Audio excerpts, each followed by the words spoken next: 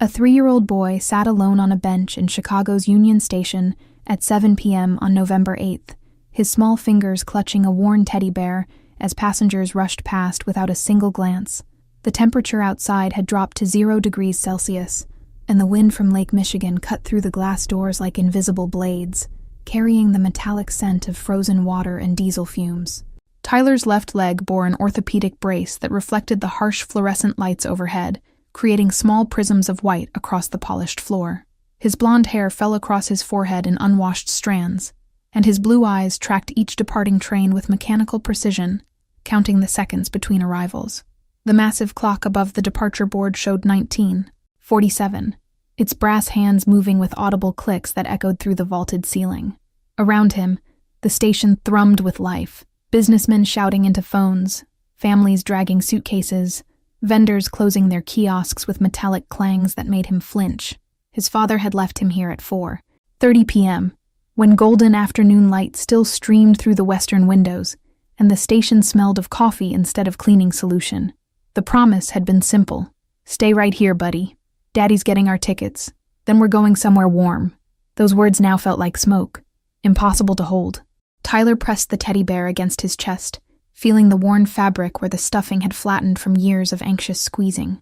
The bear's left eye hung by a single thread, and its brown fur had faded to the color of old newspapers, but it was the only constant thing in his 3 years of existence. A janitor pushed a mop past the bench, the chemical smell of pine cleaner mixing with the boy's growing fear. But the man's eyes slid over Tyler like he was part of the furniture. The station's PA system crackled overhead, announcing departures to Milwaukee, Detroit, St. Louis, cities that meant nothing to a child who'd never left the South Side. His stomach cramped with hunger, reminding him that breakfast had been a stale granola bar his father found in the glove compartment. Lunch had been forgotten entirely, lost somewhere between the eviction notice taped to their apartment door and the desperate drive to Union Station with everything they owned crammed into plastic garbage bags. Tyler's small voice whispered to the bear, practicing the words his father had taught him. "My name is Tyler. I'm 3. My daddy's coming back." But even at 3, some part of him understood the difference between truth and wishful thinking, between promises and lies wrapped in desperation. The crowd thinned as the evening deepened, families finding their platforms, businessmen catching their connections, until the grand hall felt cavernous and cold, despite the heating vents that rumbled overhead. Shadows stretched longer across the marble floor, and Tyler's legs began to ache from sitting so still, but fear kept him frozen exactly where his father had placed him. A security guard strolled past, his radio crackling with static and incomprehensible codes, his flashlight beam sweeping across the bench without pausing. Tyler held his breath, some instinct telling him that drawing attention might make everything worse, might make the fragile hope of his father's return shatter completely. The station's retail shops began pulling down their metal shutters, each one clanging shut like a door closing on possibility. A coffee vendor dumped the last of his brew into a sink, the rich aroma briefly masking the smell of floor wax and human exhaustion that permeated the air. Tyler's fingers traced the stitching on the teddy bear's belly, following the pattern his mother had sewn before she died giving birth to him. A fact he didn't understand, but had overheard in angry late-night arguments between his father and grandmother. The bear was the only thing he owned that had touched her hands, making it more valuable than food or warmth, or the father who'd vanished. His small body shivered as the temperature dropped further, the station's massive doors opening and closing with each arriving passenger, letting in blasts of Arctic air that smelled of car exhaust and approaching snow. The thin jacket he wore had a broken zipper, and his sneakers had holes in the toes, inadequate armor against a Chicago November. The departure board flipped through destinations with mechanical clicks, each one a place Tyler would never see, adventures he'd never have, a future that seemed to narrow with each passing minute. His blue eyes grew heavy, exhaustion warring with the fear that if he slept, he might miss his father's return, or worse, wake up somewhere even more frightening. A woman in a business suit walked past, her heels clicking sharp staccato rhythms on the marble, her phone pressed to her ear as she complained about delayed trains and incompetent colleagues. She came within 3 feet of Tyler's bench, her perfume momentarily overwhelming the industrial cleaning smells, but her eyes never dropped from her horizontal sightline to notice the small figure below. Tyler shifted on the bench, his leg brace clicking softly, a sound he'd learned to hate because it drew stares and whispers, and sometimes cruel laughter from other children. the cold metal pressed against his skin through his thin pants, a constant reminder of the surgery his father couldn't afford, and the physical therapy appointments they'd stopped attending months ago. The grand clock's minute hand moved to 1947, and something in Tyler's chest tightened like a fist closing around his heart. 7 hours and 17 minutes since his father had walked away, disappearing into the crowd with hunched shoulders and the smell of whiskey following him like a ghost. At precisely 19:47, a man in a black cashmere overcoat entered Union Station through the south entrance, his presence creating an invisible ripple through the crowd like a stone dropped in still water. Conversations died mid-sentence as people turned away, suddenly finding urgent business in opposite directions, their survival instincts recognizing danger even when their conscious minds couldn't name it. Braden moved through the station with the unhurried grace of someone who'd never had to rush for anything, his Italian leather shoes making no sound on the marble, despite their solid construction.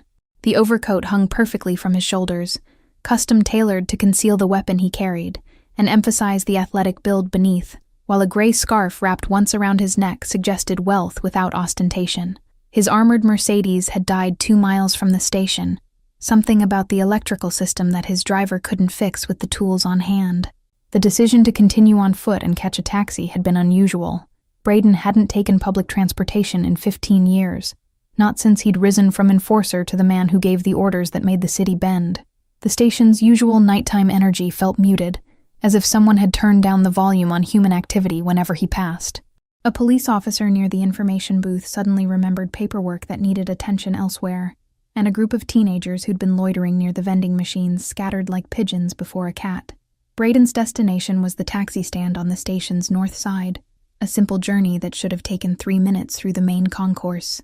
His mind was occupied with the meeting he'd just left, a negotiation over territory that had gone smoothly because everyone knew the cost of making it go otherwise, when his peripheral vision caught something that made his forward momentum halt. A child sat alone on a bench, illuminated by harsh overhead lights that made his blonde hair look almost white. But it wasn't the solitude that stopped Braden's breath. Children got separated from parents in stations all the time. It was the teddy bear clutched in those small arms, its brown fur faded to newspaper gray, its left eye hanging by a thread. Braden had seen that exact bear before, 23 years ago, when he'd given it to a woman whose name he could still taste on particularly quiet nights. She'd laughed when he presented it, calling him sentimental for a man in his profession, and she'd promised to keep it forever as a reminder that he was more than the reputation that preceded him into rooms. 3 months later, she'd vanished. No note, no goodbye, just an empty apartment and all her belongings gone except for a single photograph she'd left face down on the kitchen table. He'd searched for 2 years, utilizing every resource his growing empire provided, but she'd disappeared more completely than people who'd betrayed him, and knew to fear his reach. The bear should have gone with her, should be in whatever life she'd built far from Chicago's violence and his dangerous proximity. Seeing it here, clutched by a child who couldn't possibly be connected to her, created a cognitive dissonance that made Braden's carefully controlled world tilt slightly off its axis. He moved toward the bench without conscious decision, his body responding to something his mind hadn't fully processed. The few remaining people in the concourse gave him even wider berth, sensing the shift in his attention, the way predators sense when a lion's focus narrows to a single target. Tyler looked up as the shadow fell across him, his blue eyes meeting darker blue ones that had witnessed things no child should ever imagine. For a long moment, neither moved, the boy too frightened to flee, the man too arrested by impossible familiarity to speak. Braden crouched slowly, his expensive coat pooling on the floor around his knees, bringing himself to eye level with the child in a gesture he hadn't made since his nephew's 5th birthday, 3 years ago. Up close, he could see the exhaustion in Tyler's face, the hunger hollowing his cheeks, the way his small body trembled from cold or fear or both. The station's ambient noise faded to background static as Braden studied the boy's features, searching for some echo of the woman who'd owned that bear. The child's face was too young to show clear ancestry, but something about the set of his jaw and the particular shade of his eyes created ghosts in Braden's chest. His voice, when it emerged, was softer than the one he used for business, stripped of the edges that made grown men stammer. "What's your name, Piccolo?" The Italian endearment slipped out unbidden, a word from his grandmother's kitchen that had no place in his current life of clean violence and calculated intimidation. The boy's mouth opened, closed, then opened again as if testing whether sound would actually emerge. "Tyler," came the whispered response, so quiet that Braden had to lean forward to catch it, close enough now to smell the unwashed hair and the fear sweat that no 3-year-old should produce. Around them, the station continued its evening rhythm, but within the invisible circle of Braden's attention, time moved differently. A janitor started to approach with his mop, saw who was kneeling on his freshly cleaned floor, and reversed direction so quickly he nearly tripped over his bucket. "Where's your father, Tyler?" Braden kept his voice level, neutral, though something dangerous had begun coiling in his chest. Not anger, not yet, but the precursor that always preceded his most decisive actions. The boy's appearance told stories that didn't require words: the inadequate clothing, the orthopedic brace that needed adjustment, the hollowness that spoke of missed meals and absent care. Tyler's fingers tightened on the bear, and his gaze dropped to the marble floor where someone had spilled coffee hours ago. The brown stain dried into the shape of continents on a map. He said he was getting tickets, said we're going somewhere warm. The words carried the mechanical quality of repeated lies that a child had practiced into believing. Braden remained kneeling on the cold marble, his coat absorbing dust and God knows what else, while his mind performed calculations that had nothing to do with business strategy or territorial control.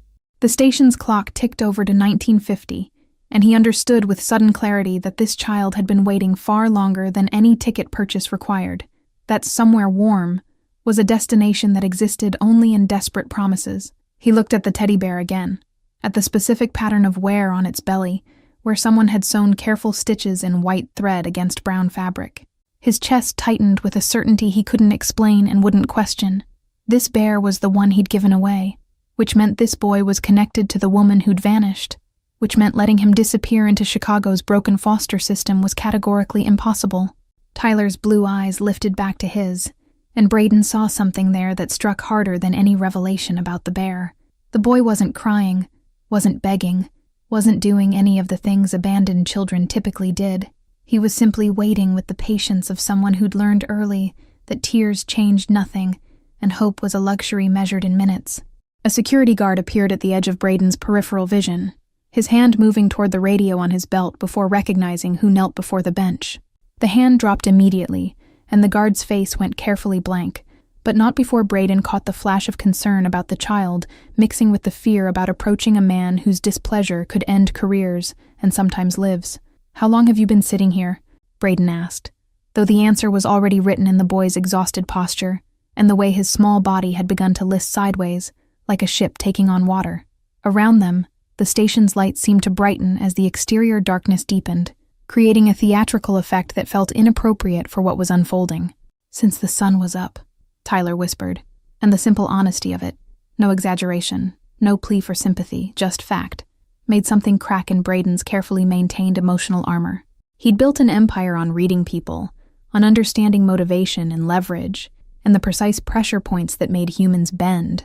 But this child's straightforward acceptance of abandonment bypassed every defense he'd constructed. Braden's hand moved without conscious thought, reaching out to brush the blonde hair back from Tyler's forehead, where sweat and grime had matted it despite the station's cold. The boy flinched but didn't pull away, and that small detail, that learned acceptance of touch that might be gentle or might not, ignited something in Braden's chest that felt dangerously close to the rage he usually reserved for men who broke agreements or touched things that belonged to him. He pulled out his phone, the movement making Tyler's eyes widen, but instead of calling his driver or his lawyer, Braden simply held down a button that connected him to the only person who never questioned his orders. "Clear the North Concourse. Now. And get me someone from DCFS who understands discretion." He ended the call before his second-in-command could respond, because questions were unnecessary when he used that particular tone. Within 90 seconds, the area around their bench had emptied like someone had pulled a fire alarm audible only to certain frequencies. The few stragglers who'd missed the initial exodus found themselves guided firmly away by men in dark coats who'd appeared from nowhere, their movements coordinated with the precision of military operations applied to civilian crowd control. Braden stood slowly, his knees protesting the cold marble, and removed his cashmere scarf with deliberate care. He wrapped it around Tyler's thin shoulders, the gray fabric enormous on the small frame, the gesture so foreign to his usual interactions that his hands hesitated momentarily before completing it. The scarf still held his body heat, and the faint scent of the cologne his tailor insisted was appropriate for a man of his position. Tyler looked down at the scarf, then up at Braden, his expression cycling through confusion and wonder, and a fragile hope that was almost painful to witness. "Are you going to help me find my daddy?" The question came with the earnestness of a child who still believed in helpful strangers and happy endings, concepts Braden had abandoned by age 10. Before he could formulate an answer that was honest but wouldn't destroy what little hope remained in those blue eyes, a woman in a practical navy suit appeared at the concourse entrance. She carried a worn briefcase and had the exhausted expression of a social worker who'd seen too much and could be surprised by nothing. But she stopped short when she recognized who'd summoned her, her professional composure cracking just slightly. "Mr. Braden," she managed, her voice steady despite the fear that flickered across her face like summer lightning. She'd been at this job for 15 years, had dealt with gang leaders and drug dealers and fathers who shouldn't have custody of goldfish. But she'd never been in a room alone with the man who ran the North Side like a feudal kingdom wrapped in expensive suits. He gestured to Tyler without preamble, his voice returning to its usual efficient coolness. "This boy has been abandoned here." His father left him at approximately 4:30 p.m. according to his statement, which makes it nearly 8 hours. He pulled out his wallet, extracted a business card that had only a phone number printed on expensive cardstock, and held it out to her. "You'll document this properly and begin whatever process is necessary for emergency custody. You'll also call that number every day with updates, and you'll understand that my interest in this case is not optional." The social worker took the card with trembling fingers, her eyes moving between Braden and the small boy, wrapped in a scarf that probably cost more than her monthly salary. She'd heard stories about what happened to people who disappointed this man, and while she'd always assumed they were exaggerated, standing in his presence made her reconsider that optimistic assessment. Tyler's hand suddenly gripped Braden's coat with surprising strength for such a small child, his voice rising to something close to panic for the first time. "You're leaving too?"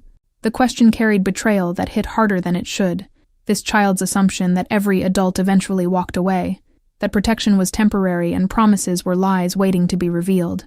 Braden looked down at the small fingers clutching Italian wool, at the teddy bear pressed between them, at blue eyes that had somehow managed to crack through defenses he'd spent decades perfecting. He crouched again, bringing himself back to Tyler's level, and spoke with the kind of certainty he usually reserved for declaring territories and ending negotiations. "I'm not leaving. You're coming with me."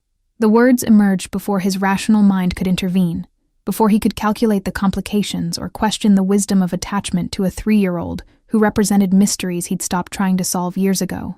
The social worker made the call to police while Braden carried Tyler to his car, the boy's weight almost nothing in his arms, light as guilt and twice as persistent. His driver had arrived with a replacement vehicle, a black SUV with windows tinted dark enough to hide secrets and passengers alike. Tyler fell asleep before they reached the first stoplight, his head dropping against Braden's shoulder with the sudden collapse of a child who'd been running on fear and adrenaline for 8 hours. The teddy bear remained clutched between them, its worn fabric a bridge between past and present that Braden couldn't yet bring himself to examine too closely. His penthouse occupied the top 3 floors of a building overlooking the lake, all steel and glass and carefully curated art that had been selected by a decorator he'd never met. The space had always felt appropriate rather than comfortable, a stage set for the life he was supposed to be living rather than one he actually inhabited. The guest bedroom became Tyler's by midnight, transformed by staff who asked no questions, and worked with the efficiency of people who understood that hesitation could be fatal. Blue walls replaced gray ones, bookshelves appeared loaded with children's encyclopedias, and a bed with airplane-printed sheets occupied the space where a treadmill had gathered dust. Braden sat in a leather chair beside the bed, watching Tyler sleep with an intensity usually reserved for studying contracts or reading the faces of men across negotiating tables. The boy's breathing was steady, but shallow, and occasionally he'd whimper and curl tighter around the bear, fighting battles and dreams that were probably just memories. By dawn, his head of security had compiled a file 3 inches thick. Tyler's father was Malcolm Preston, 34, a former accountant who'd lost his job 2 years ago and never recovered the trajectory. His mother was Christine Hayes, dead in childbirth at 26. No family, no close friends who'd stayed in touch after the funeral. The medical records made Braden's jaw tighten in ways that his business partners would have recognized as dangerous. Tyler had been born with a clubfoot, a correctable condition that required surgery and physical therapy. Malcolm had started the treatment, then stopped when the money ran out, leaving his son with a brace and a limp that would worsen without intervention. But buried in the school district's preliminary assessment reports was something that made Braden read the same paragraph 3 times. Tyler, at age 3, could solve mathematical problems designed for children twice his age. He understood patterns and sequences intuitively, saw numerical relationships that most adults needed calculators to comprehend. The daycare he'd briefly attended before money became too tight had flagged him as potentially gifted, recommending specialized testing that Malcolm had never pursued. Instead, the boy's intelligence had remained trapped in a world of eviction notices and empty refrigerators, a diamond buried in dirt because no one had bothered to dig. Braden made calls as the sun rose over Lake Michigan, turning his windows into sheets of gold that did nothing to warm the cold efficiency of his orders. The best orthopedic surgeon in Chicago would clear his schedule. The best child psychologist would make herself available. The best lawyers would begin paperwork that would move faster than any court system was designed to allow. Tyler woke at 7, his eyes snapping open with the alertness of someone used to danger. His first movement a check to ensure the teddy bear remained in his grip. He looked around the unfamiliar room with the calculating gaze of a much older child, cataloging exits and potential threats before his eyes found Braden still sitting in the chair. "Where's my daddy?" The question came without tears. A simple request for information that somehow hurt worse than if he'd been sobbing. Braden had prepared several answers during the night, discarding each as either too honest or too kind, before settling on something in between. "I don't know yet, but you're safe here, and no one will hurt you." He kept his voice level, the same tone he'd used to report quarterly earnings or discuss territorial boundaries. Tyler studied him for a long moment, and Braden had the unsettling sensation of being evaluated by someone who understood far more than 3 years should have taught him. The boy sat up slowly, his leg brace clicking against the bed frame, and looked down at the airplane sheets with something like wonder. "Is this mine?" The question carried disbelief, as if the concept of ownership was foreign, as if everything in his short life had been temporary and conditional. "Yes, everything in this room is yours." Braden stood and walked to the window, giving Tyler space to process, his own reflection in the glass showing a man who looked exactly the same as yesterday, despite feeling fundamentally altered in ways he couldn't articulate. A knock at the door announced breakfast, wheeled in on a cart by his housekeeper who'd been briefed overnight, and showed no surprise at finding a small boy in the penthouse. Pancakes, eggs, bacon, orange juice in a plastic cup with cartoon characters printed on the sides, food that Braden had ordered despite never having purchased such items in his life. Tyler approached the cart like it might vanish if he moved too quickly, his small hand reaching for a strip of bacon before pausing to look at Braden for permission. The hesitation spoke of meals withheld as punishment, of food used as leverage, of a hunger that had become so constant it was almost comfortable in its familiarity. "Eat whatever you want. All of it." Braden watched as Tyler built a plate with shaking hands, the portions small despite permission, the behavior of someone who'd learned that taking too much led to consequences. The boy ate slowly, methodically, his eyes never leaving the food as if expecting it to be taken away mid-bite. Later that morning, Dr. Sarah Chen arrived with x-rays and diagrams, her reputation for reconstructive surgery in children preceding her like a shield. She examined Tyler's leg with gentle efficiency, explaining each step before she touched him, earning trust through consistency rather than false cheerfulness that children always saw through. 3 surgeries over 18 months, then physical therapy for a year after that. He'll walk without the brace, possibly run if we're fortunate. She delivered the prognosis to Braden in the hallway, while Tyler played with building blocks that had appeared from somewhere in the apartment's depths. "But Mr. Braden, I need to ask, what's your relationship to this child?" The intake forms are somewhat unclear. Braden's answer came after a pause that stretched long enough for Dr. Chen to shift her weight nervously. "I'm going to adopt him. The paperwork starts Monday." He said it with the same certainty he'd used to announce a merger or acquisition, as if his will alone could reshape legal systems and bureaucratic timelines. The first surgery happened on a Thursday in mid-November, in a private surgical center where Braden's money bought privacy and the city's best anesthesiologist. Tyler went under clutching the teddy bear, his last conscious words a whispered question about whether it would hurt, and Braden found himself making promises about pain management with an intensity usually reserved for business guarantees. He waited in the surgical wing's family room, a space designed for comfort with its soft lighting and magazine selection and coffee that tasted like cardboard. His phone buzzed with messages about territory disputes and shipping schedules, but for the first time in 15 years, he let them go unanswered while he stared at abstract art that probably cost more than most people's houses. When Dr. Chen emerged 4 hours later, her surgical cap still on and exhaustion written in the set of her shoulders, she smiled before speaking, a good sign that Braden's chest responded to before his brain could process. Textbook perfect. He'll need 6 weeks in a cast. Then we reassess for the next procedure. Tyler spent 3 days in the hospital's private wing, a suite that felt more like a hotel room than a medical facility, with windows overlooking the city and furniture that didn't scream institutional efficiency. Braden slept in the chair beside the bed, his Italian suits replaced with jeans and sweaters that his housekeeper had purchased because his own wardrobe contained nothing remotely casual. The pain medication made Tyler chatty in ways he hadn't been when awake and guarded, his 3-year-old vocabulary mixing with concepts that seemed pulled from somewhere beyond his age. He talked about numbers like they were friends, about patterns he saw in the ceiling tiles, about how 0 was the most important number because it meant starting over. "Why 0?" Braden asked on the second night, adjusting Tyler's pillow for the 4th time, while nurses checked vitals and pretended not to notice who was providing bedside care.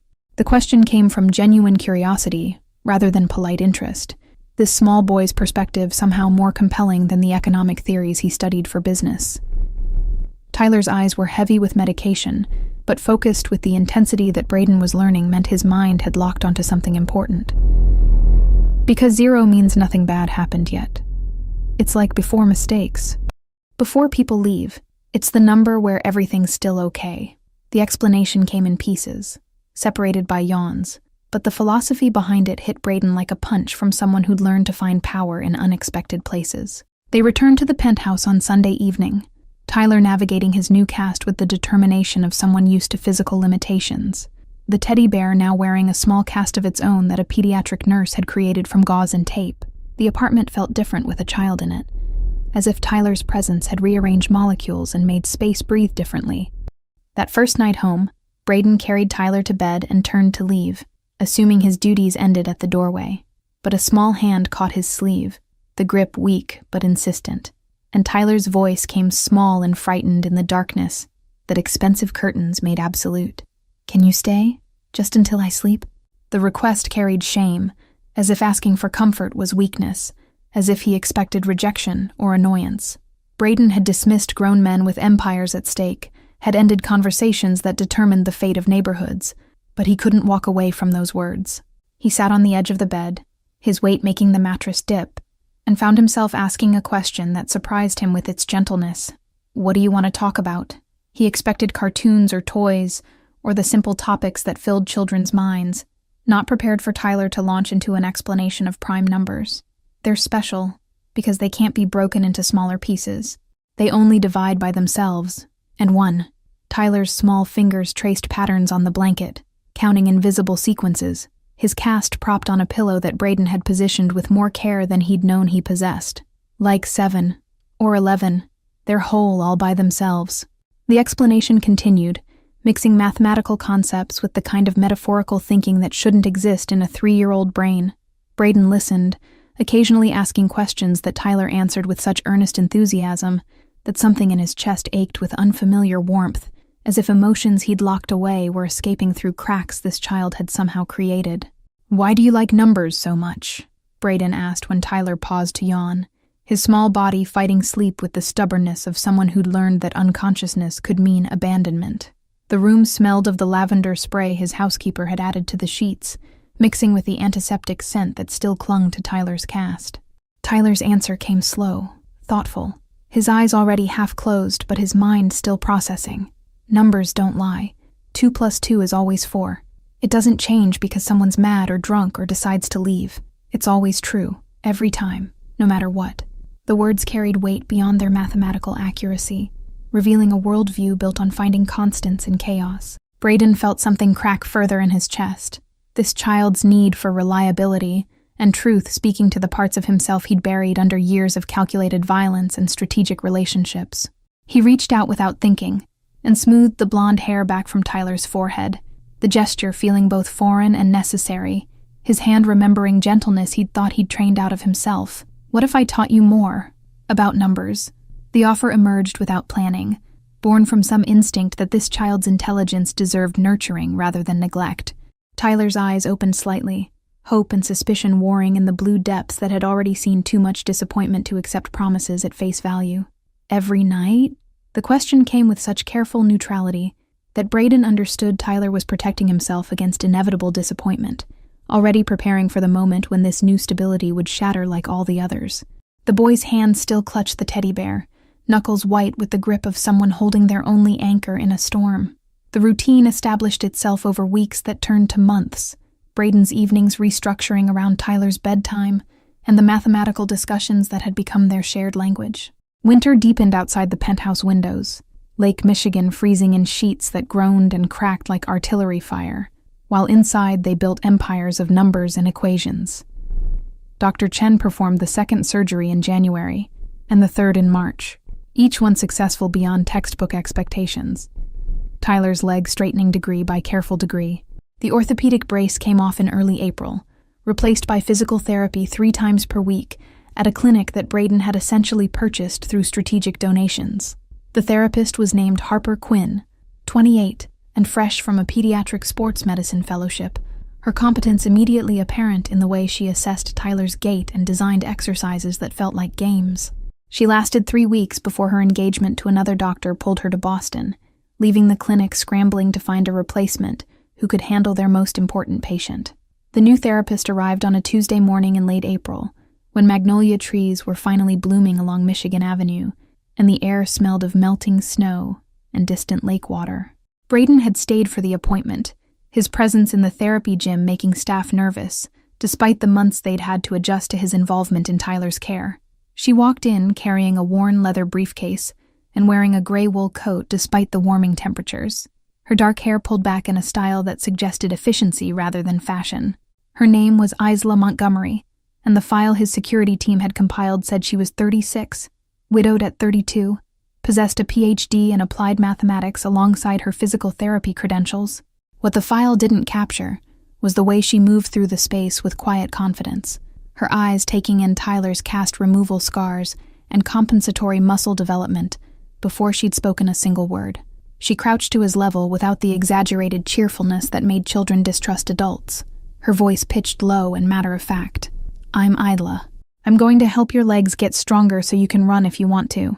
She extended her hand for Tyler to shake, treating him with the seriousness that Braden had learned this particular child required. "Harper left me notes saying you're very good at following instructions. That's going to make this easier for both of us." Tyler studied her with the evaluation skills he'd developed in a world where adults were variables rather than constants, his small hand finally reaching out to complete the handshake. "Can you tell me what we're going to do before we do it? I don't like surprises." The request came with the weight of someone who'd learned that unexpected changes usually meant pain or loss. Always. "And if something hurts, you tell me immediately and we stop. Your comfort matters more than my timeline." Isla's response carried the kind of straightforward honesty that children's instincts recognized as genuine, and Braden watched Tyler's shoulders relax fractionally, guard dropping in increments so small they'd be invisible to anyone not watching closely.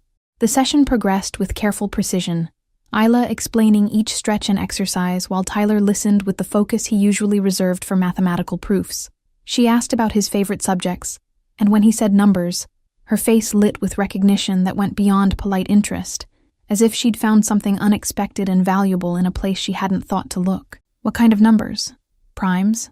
Fibonacci sequences? Fractals? The questions came naturally.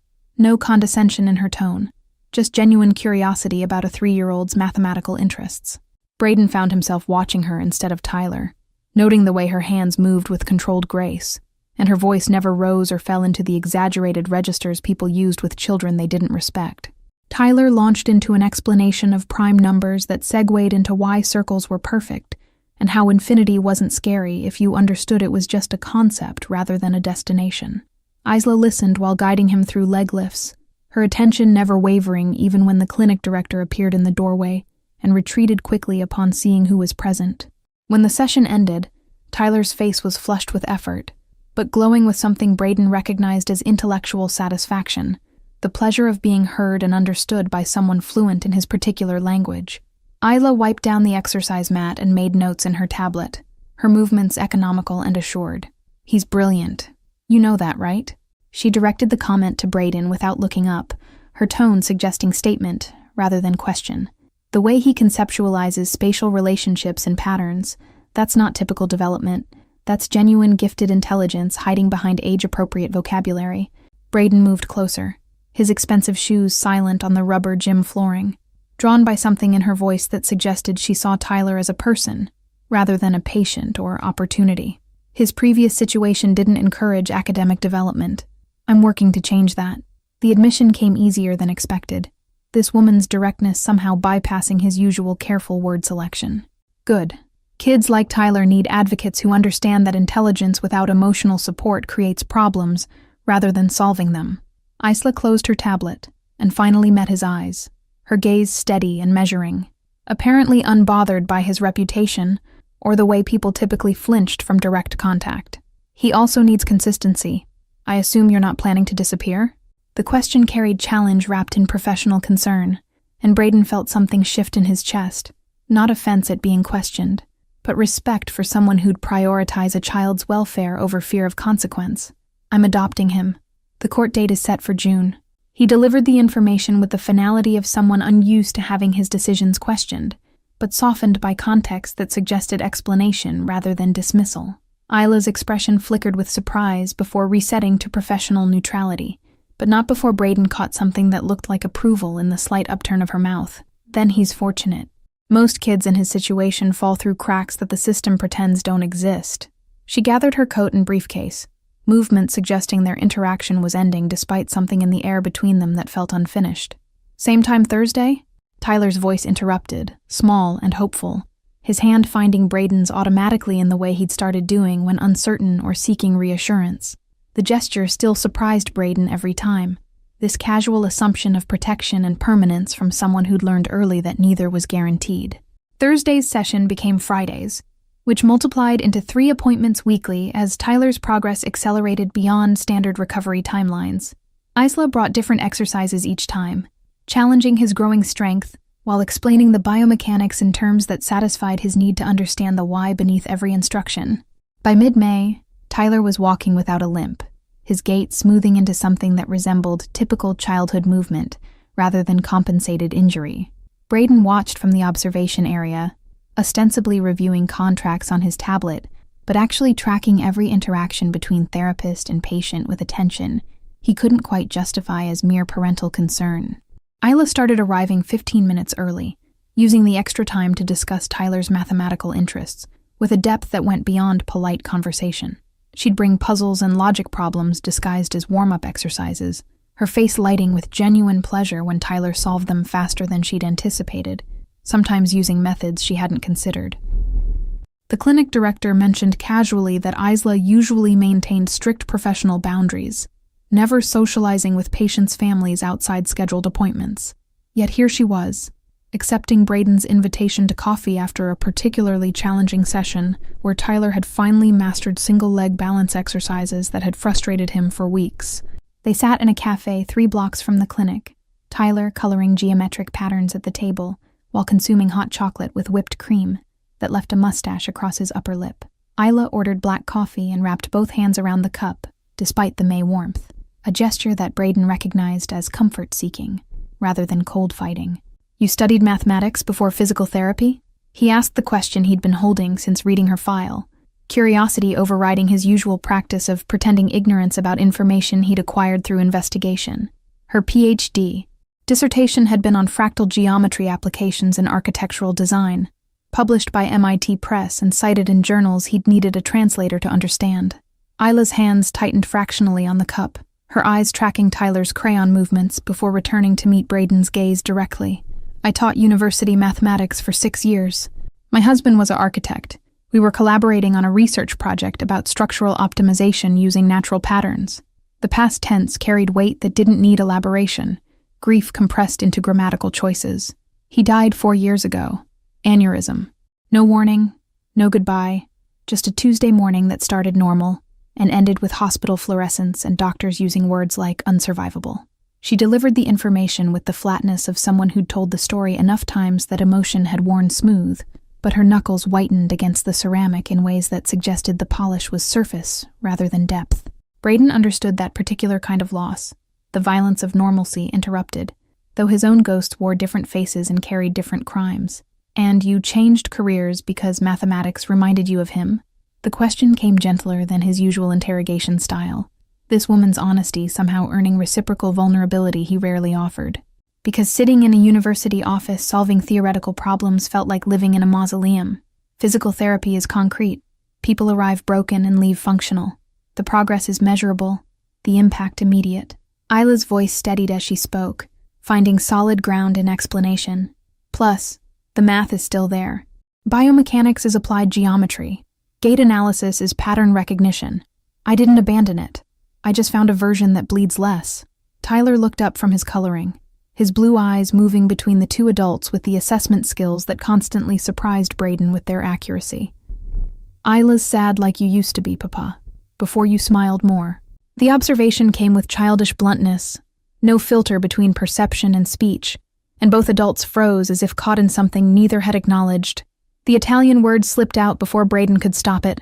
This child who'd started calling him that in private moments now using it publicly, as if testing whether the identity would hold under scrutiny. Isla's eyebrow raised fractionally, but she didn't comment, instead redirecting attention to Tyler's drawing of interlocking hexagons that demonstrated understanding of tessellation that shouldn't exist in a 3-year-old mind. Their coffee stretched into dinner at a family restaurant that Braden had never entered in 15 years of living blocks away, the kind of place with plastic menus and crayons offered automatically with children present. Tyler ate chicken fingers and explained why bees built hexagonal hives, while Isla listened with the focus usually reserved for academic lectures, occasionally adding insights about optimization and structural efficiency. Braden found himself laughing at something Tyler said about 0 being shaped like an egg, because both represented potential, the sound emerging rusty and unfamiliar from his throat. Isla smiled then, not the professional expression she wore at the clinic, but something genuine that reached her eyes and made them warm, despite the sadness Tyler had correctly identified living beneath. They walked back to where Braden's driver waited, Tyler between them holding both their hands, and chattering about a documentary he'd watched about fractals in nature. The spring evening smelled of blooming lilacs and distant rain, the city sounds muted by the comfortable silence that had settled over the adults like a shared blanket. At the car, Isla crouched to Tyler's level and tapped his nose gently. "You did excellent work today. By summer, you'll be running if you want to." The promise came with certainty, and Tyler beamed with pride before turning to Braden with expectation written across his small features, some question forming that the adults couldn't yet hear. "Can Isla come to dinner at our house? She likes numbers like me, and she should see my books." The request carried innocence wrapped around manipulation, this child somehow intuiting that bringing her into their space would shift something that both adults were circling without naming. Braden looked at Isla over Tyler's head, their eyes meeting with the weight of recognition. Two people who'd learned to survive by building walls, now finding them inconvenient in the presence of a child who didn't understand why adults made simple things complicated. Her expression held question and caution, and something that might have been hope if given permission to exist. Friday night? The invitation emerged before his tactical mind could intervene, stepping past the careful distance he maintained between his various lives, the public face, the business reality, the private space where Tyler was teaching him to be something beyond what reputation demanded. "I make decent pasta, and Tyler can show you his collection of math puzzles." Isla's smile widened incrementally, the gesture transforming her face from professionally pleasant to genuinely beautiful in ways that made Braden's chest tighten unexpectedly. "I'd like that, though I should warn you, I'm competitive about puzzles." Tyler might have found himself a worthy opponent. The playfulness in her voice felt like spring sun after winter, warm and surprising, and somehow necessary. Tyler pumped his fist in victory, a gesture he'd learned from a cartoon, his face glowing with the satisfaction of successful social engineering. "You can meet Bear, too. He's very old and only has one eye, but he's important." The introduction of the teddy bear into the invitation carried weight that the adults understood even if Tyler didn't fully comprehend. This was admittance into the inner circle, presentation of the sacred object that had survived abandonment and surgery, and the slow rebuilding of a life worth living. Friday arrived with Braden doing something he'd never done before, leaving the office at 4 p.m. to prepare dinner rather than delegating the task to his housekeeper. He chopped vegetables with the precision he applied to dismantling business competitors, following a recipe his grandmother had taught him before she died, and he'd forgotten that cooking could be meditation rather than necessity. Tyler helped by setting the table, his movements careful with the responsibility, placing 3 plates in a triangle configuration that he insisted was mathematically balanced. He'd changed clothes twice before settling on jeans and a shirt with a dinosaur printed on the front, asking Braden 3 times if he looked okay for company, with the anxiety of someone who'd rarely had guests and wasn't sure of protocol. Isla arrived at 6, carrying a bottle of wine in a paper bag that clinked with promise, her hair loose around her shoulders instead of pulled back, wearing jeans and a cream sweater that made her look younger than her files suggested. She handed the wine to Braden and the bag to Tyler, who opened it to find a kaleidoscope and a book about mathematical proofs for children, his squeal of delight echoing through the penthouse in ways that made the expensive minimalism feel less like a museum. Dinner conversation flowed easily, mathematics providing the river that carried them through potentially awkward territory into genuine connection. Isla challenged Tyler's assertions about prime numbers. He defended his positions with logic that made her laugh with pleasure, and Braden found himself contributing observations about pattern recognition in business that she immediately connected to game theory and probability. They moved to the living room after eating, Tyler demonstrating his puzzle collection, while the adults drank wine and pretended they weren't hyper-aware of proximity and casual touches that lasted seconds longer than necessary. The city lights spread below the windows like a field of stars, Chicago's grid pattern a mathematical proof of human organization imposed on natural chaos. Tyler fell asleep on the couch during his explanation of why some infinities were bigger than others, his head pillowed on Isla's lap with the trust of someone who'd decided she was safe. She stroked his hair absently while finishing her wine, her other hand somehow finding its way to rest near Braden's on the leather cushion, their fingers not quite touching but existing in the space where intention lived before action. "He told me you saved him, from the train station." Isla's voice came quiet, pitched not to wake the sleeping child, her eyes still on Tyler's peaceful face rather than meeting Braden's gaze. "He said you were the first person who stopped and saw him, instead of looking through him like he was invisible." Braden carried Tyler to bed, while Isla waited in the living room, the boy barely stirring as he was transferred from couch to airplane sheets, the teddy bear automatically gathering into his arms. When Braden returned, she was standing at the window, her reflection in the glass overlaying the city lights in ways that made her look like part of the skyline, rather than separate from it. "He's lucky to have you.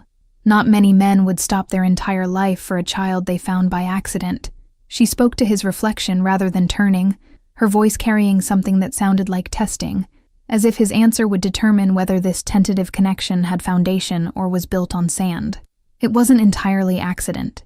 Braden joined her at the window, their shoulders nearly touching, the proximity intentional now, rather than coincidental. "The teddy bear he carries, I gave that to someone 23 years ago, someone who disappeared without explanation or trace. Seeing it again in that station felt like a message I was supposed to pay attention to." Isla turned then, her expression cycling through surprise and understanding, and something sharper that might have been recognition of fate disguised as coincidence. "You think Tyler's connected to her? This woman from your past?" The question came without judgment, just curiosity about the mathematics of chance and meaning. "I had his DNA tested against mine. No biological relation, but I can't shake the feeling that he was meant to find me, or I was meant to find him." Braden had never spoken these thoughts aloud, the mysticism of it feeling foolish against his reputation for cold calculation. Maybe I'm assigning meaning to randomness, because the alternative is accepting that 3-year-olds get abandoned in train stations for no reason that makes the universe make sense. Or maybe some connections exist outside biology and logic. Maybe family is choice rather than blood, and fate is just the word we use for paying attention to moments that matter. Isla's hand found his on the window ledge, her fingers lacing through his with the naturalness of people who'd been touching for years rather than hours. His mother died giving birth to him, right? Maybe she sent him to you. Maybe the bear was the breadcrumb trail. The theory should have sounded absurd, but standing in his living room with this woman who understood both mathematics and mystery, it felt possible that Christine Hayes had somehow known, that the universe occasionally conspired toward rightness, that his finding Tyler in Union Station was the answer to a question he'd stopped asking years ago when hope felt more dangerous than cynicism. They stood in silence while the city hummed 40 floors below, 2 people who'd learned to survive by building walls now considering what it might mean to dismantle them. Isla's perfume carried jasmine notes that mixed with the lingering smell of pasta sauce, creating an olfactory memory that Braden's brain filed under important, without consulting his rational mind. "I should go. It's late." The words came without conviction, her hand still holding his, her body angled toward him, rather than the door in ways that suggested departure was obligation rather than desire. The space between them felt charged with possibility, the air holding its breath waiting for someone to move first. Braden turned to face her fully, his free hand rising to tuck a strand of hair behind her ear, in a gesture that surprised him with its tenderness. "Or you could stay. There are guest rooms. No expectations, just, I'd like you to be here when Tyler wakes up. He'll want to show you more puzzles, and I make decent coffee." The invitation stumbled over itself, his usual eloquence deserting him in the presence of something that felt significant enough to deserve better words. Isla's smile started slow and built to something that transformed her face completely, grief and caution giving way to tentative joy. "I'd like that too. Fair warning, though. I'm particular about coffee preparation. You'll be judged." The playfulness returned, her other hand rising to rest against his chest, where his heart was beating faster than business meetings or territorial negotiations had ever managed. The kiss happened in the space between breaths. Neither could say later who moved first, just that suddenly their mouths were learning each other's shape and taste, wine and hope, and the metallic edge of fear that came with risking comfort for something potentially better. It lasted long enough to feel like decision rather than impulse, gentle enough to leave room for retreat, but certain enough to mark a threshold crossed. When they separated, Isla's eyes were bright with unshed tears, and her laugh sounded shaky but genuine. That was either terrible timing or perfect timing, and I genuinely can't tell which. Her fingers traced the line of his jaw, mapping territory that few people touched voluntarily, his reputation usually maintaining distance that felt safer than proximity. "Let's call it brave timing and see what happens." Braden caught her hand and kissed the palm, a gesture from some half-remembered romance that felt appropriate for a moment that deserved more than his usual efficient approach to human connection. Besides, Tyler's probably going to take credit for this. His matchmaking skills are becoming concerning for someone who still believes in Santa Claus. They migrated to the couch, sitting close enough that her head found his shoulder naturally, his arm settling around her with the ease of muscle memory from a life he'd never actually lived.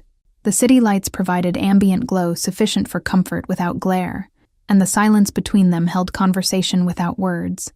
Two people who'd spent years guarding against exactly this kind of vulnerability, now finding it less terrifying than anticipated. "Tell me about your husband, if you want to." Braden made the offer quietly, understanding that grief needed acknowledgement rather than avoidance, that her past deserved space in whatever this was becoming. Isla stiffened briefly before relaxing again, her breathing evening out as she gathered thoughts into speech. His name was Thomas. He laughed at terrible jokes and left coffee cups everywhere and thought fractals were proof of divine mathematics. Her voice carried affection worn smooth by time, love that had transformed from sharp loss into tender memory. He would have liked Tyler, would have spent hours teaching him about the golden ratio and Fibonacci spirals. Would have probably liked you too, once he got past being intimidated by the whole, she waved her hand vaguely, terrifying crime boss reputation. Braden surprised himself by laughing, the sound rusty, but real. "I'm not actually a crime boss. That's exaggeration and selective fact interpretation. I just happen to run businesses that occasionally require," he paused, searching for diplomatic phrasing, "firm boundary enforcement."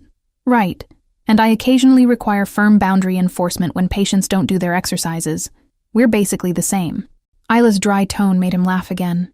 This woman's ability to puncture his carefully maintained mystique, somehow endearing rather than threatening. She understood the difference between reputation and reality, between the armor people wore and the vulnerable flesh beneath. The conversation drifted through topics like a river finding its course, her dissertation research, his grandmother's influence on his early life, Tyler's uncanny ability to sense emotional weather and adjust his behavior accordingly. They talked until the city's lights began to dim with approaching dawn, until exhaustion made their words slur slightly, until sleeping seemed like the next logical step in a night that had already crossed several lines they couldn't uncross. Braden showed her to the guest room at 4 a.m., their goodnight lingering in the doorway with the awkwardness of teenagers navigating first relationships, rather than adults in their 30s with accumulated histories. Her fingers traced his jaw one more time, memorizing texture and bone structure, before she pulled back with visible effort and closed the door between them. He stood in the hallway for several heartbeats, his chest tight with feelings he'd spent years teaching himself not to experience, before heading to his own room. But he detoured to check on Tyler first, finding him sprawled across the bed with one leg hanging off the edge, and the teddy bear clutched upside down, peaceful in the way children are when their world feels secure. Morning arrived with Tyler bouncing on Braden's bed at 7 a.m., his voice pitched high with excitement that no reasonable hour could contain. "Is Isla still here? Did she stay for breakfast? Can we show her the roof garden?" The questions tumbled over each other, hope and anticipation making him vibrate with energy that surgery and therapy had finally unleashed. She emerged from the guest room looking rumpled and beautiful, her hair tangled and yesterday's clothes wrinkled, and Tyler launched himself at her with the confidence of someone who'd decided she belonged here. She caught him easily, laughing as he explained his entire morning routine and insisted she needed to see his newest puzzle immediately. No delays permitted. Breakfast became a production, Braden making pancakes while Isla helped Tyler set the table with mathematical precision, their collaboration natural as if they'd been doing this for years rather than hours. The morning light through the penthouse windows turned everything gold, and the smell of coffee mixed with maple syrup created an atmosphere of domesticity that felt foreign and necessary simultaneously. They spent the morning on the roof garden, Tyler running between planters with the abandon of someone whose body finally matched his spirit's intentions. No limp, no hesitation, just pure childhood joy that made the adults' eyes meet with shared understanding of miracle witnessed. The city spread around them, Chicago's architecture creating a canyon of steel and glass that somehow felt protective rather than claustrophobic. Isla stayed through lunch, then dinner, her departure time sliding forward with each excuse Tyler generated, and she didn't quite resist. They ordered Thai food and played board games that Tyler modified with new mathematical rules, creating chaos that somehow worked better than the original designs, his genius manifesting in ways that made both adults laugh until their sides ached. The weekend became a pattern that repeated through June. Isla arriving Friday evening and leaving Sunday night, the guest room slowly acquiring her belongings in unconscious increments. Braden's housekeeper started setting 3 places automatically, and Tyler's bedtime routine expanded to include goodnight kisses from both adults, his small arms encompassing them in hugs that felt like benediction. The adoption hearing was scheduled for June 15th, a Tuesday morning that arrived with clear skies and temperatures that promised summer's full arrival. Braden dressed in his most conservative suit, trying to look like someone judges would trust with a child, despite the reputation that preceded him into every room he entered. Tyler wore new clothes, pressed khakis, and a button-down shirt that he'd picked because it had subtle geometric patterns in the fabric that satisfied his aesthetic requirements. He carried the teddy bear despite Braden's gentle suggestion that maybe it could wait in the car, his small jaw set with determination that the bear had earned the right to witness this transformation from temporary to permanent. Isla met them at the courthouse, wearing a navy dress and heels that brought her nearly to Braden's height, her presence there despite no official role in the proceedings speaking to how thoroughly she'd woven herself into their lives. Tyler held both their hands as they climbed the courthouse steps, creating a chain that looked from any angle like family, the kind built on choice rather than obligation. The courtroom smelled of old wood and legal precedent, its high ceilings and formal architecture designed to remind everyone that serious business happened here, that decisions made within these walls carried the weight of state sanction. The judge was a woman in her 60s with kind eyes and a reputation for prioritizing children's welfare over procedural convenience, which Braden's lawyers had assured him was ideal for their situation. Malcolm Preston sat in the back row, his presence unexpected and shocking, his face gaunt and weathered in ways that 8 months hadn't fully explained. He'd signed the relinquishment papers months ago, his rights formally terminated, but apparently he'd come to witness the final severing, to see what his son had become in more capable hands. Tyler saw him and froze, his small body going rigid with recognition and fear and confusion that no 3-year-old should have to navigate. But instead of running to his biological father, or breaking down in tears, he pressed closer to Braden's leg and whispered, "He looks sad, but I'm not going back, right? You promised. You're not going anywhere. I promised, and I keep my promises." Braden spoke clearly enough for Malcolm to hear, the words carrying finality that made the biological father's shoulders slump further, but also something that might have been relief, that his failure had at least resulted in his son's salvation, that abandonment had somehow transformed into the best decision he'd ever made. The hearing lasted 20 minutes, the judge reviewing home studies and psychological evaluations and medical records that painted a picture of transformation. She asked Tyler if he was happy, and he responded with an explanation of why prime numbers were like family, whole and unbreakable by outside forces, that made everyone in the courtroom smile, despite not fully understanding the mathematical metaphor. When the judge's gavel fell with 3 decisive strikes, declaring Tyler officially and permanently Braden's son under Illinois law, the sound echoed like thunder and benediction simultaneously. The teddy bear witnessed it all from Tyler's lap, its one good eye reflecting courtroom lights, having survived another transformation from temporary hope to permanent truth. They walked out into June sunshine that felt appropriate for new beginnings, magnolia trees in full bloom lining the courthouse square with pink petals that the breeze scattered like confetti. Isla walked slightly behind them, giving father and son their moment, but Tyler turned and grabbed her hand, pulling her forward into the configuration he'd decided was correct. 2 adults flanking one small boy, creating protection and belonging in equal measure. Malcolm approached as they reached the steps, his hands shaking and his eyes red-rimmed with tears he'd been holding since entering the courthouse. He stopped 10 feet away, maintaining distance that acknowledged he'd forfeited the right to proximity, his voice breaking as he spoke to Braden rather than his former son. "Thank you. For doing what I couldn't.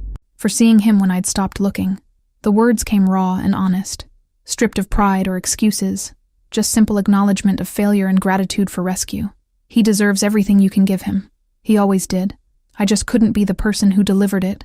Braden felt Isla's hand on his back, steadying and supportive, felt Tyler's grip tighten on his other hand, seeking reassurance that this encounter wouldn't reverse the morning's declarations. He met Malcolm's eyes and saw a broken man who'd loved his son enough to let him go, who'd made the hardest choice available when all options were terrible. He'll know where he came from, but he'll also know where he belongs. The statement carried acknowledgement without forgiveness, recognition without reconciliation. Some mistakes were too large for apology to bridge. Some absences created permanent distance, but understanding could exist in the space where relationship couldn't. Malcolm nodded, his eyes finally dropping to Tyler, drinking in the sight of his biological son transformed, healthy, confident, standing between 2 adults who radiated protective devotion. "Goodbye, Tyler. Be brilliant. Be happy. Be everything I couldn't help you become." He turned then and walked away, his shoulders bent under weight that would probably never lift, disappearing into Chicago's foot traffic like he'd disappeared from that train station 8 months ago, this time permanently. Tyler watched him go without crying, his face thoughtful rather than sad, processing emotions that were probably too complex for full understanding, but recognizing endings when they arrived. "Can we go home now, Papa? I want to show Bear his new legal papers. He'll want to know we're official." The car ride home was quiet, Tyler between them in the back seat, his head on Isla's shoulder and his feet in Braden's lap, the teddy bear pressed between them all like a talisman that had survived impossible journey from past to present. The city rolled past the windows, Chicago's spring beauty on full display, the world continuing its rotation while their small constellation had just shifted into permanent alignment. That evening, Tyler fell asleep between them on the couch during a documentary about fractals in nature, his breathing even and peaceful, his face relaxed in ways that photographs from 8 months ago would show as impossible transformation. Braden and Isla sat in comfortable silence, their free hands intertwined over his sleeping form, protection and partnership and promise exchanged without words. "We're a family now. For real." Tyler's sleepy voice surprised them both, his eyes still closed, but his consciousness apparently not as absent as assumed. "Like prime numbers, whole by ourselves, but better together. Unbreakable." The mathematical metaphor that had become his language for love and belonging, his way of making sense of security that had felt impossible until an overcoat-wearing stranger had knelt on a frozen train station floor and decided that walking away wasn't an option. Braden looked at Isla over their son's head, because Tyler was legally his son now, permanently and irrevocably, and saw his own emotions reflected in her eyes, love that had snuck up on them disguised as therapy appointments and dinner conversations, family that had assembled itself from broken pieces and decided that wholeness was achievable if everyone committed to the architecture. "Yes, Piccolo. For real." He pulled the blanket higher over Tyler's shoulders, the gesture automatic now after 8 months of nightly rituals and morning routines, after learning that fatherhood was verb rather than noun, action rather than biology. "Unbreakable. I promise." The city lights glowed through the windows, Chicago's evening settling into its familiar rhythm, while inside the penthouse, 3 people who'd been alone had become family. Sometimes love arrived violent and sudden like accidents, and sometimes it built slowly through physical therapy sessions and mathematical discussions and decisions to stay for breakfast that turned into decisions to stay forever. The teddy bear watched it all from its place of honor on the shelf, its one good eye reflecting lamplight, its worn fabric holding 23 years of secrets and witnesses to the truth that family isn't always blood, fate isn't always cruel, and the strongest foundations are sometimes built in train stations on the coldest nights by men who stop walking when everyone else would have passed by. Thank you for following this story about Tyler, Braden, and Isla, a family built not from blood, but from choice, courage, and the belief that love can arrive in the unlikeliest places. If this story touched your heart, please write in the comments where you're watching from. We'd love to hear from viewers around the world. Don't forget to like, subscribe, and share this video. Your support helps us continue bringing these stories to life.